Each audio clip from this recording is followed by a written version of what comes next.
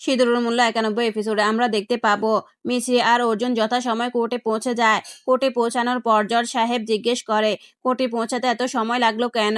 অর্জুন বলে সব প্রমাণ জোগাড় করতে আমাদের এত দেরি হয়েছে, এখন আমাদের কাছে প্রমাণ আছে।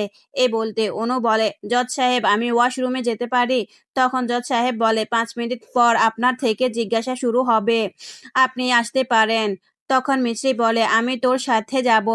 এ বলে মিছরি প্রিয়ার পিছু পিছু যায়। অনু ওয়াশরুমে ঢুকে আর মিছরি বাহিরে দাঁড়িয়ে থাকে।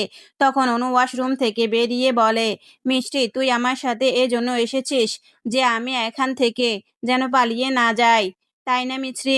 মিছরি কোর্টের দিকে এগিয়ে যায় আর অনু তখন ফুল ছিঁড়ে পুরো রাস্তায় ছিটিয়ে দেয়।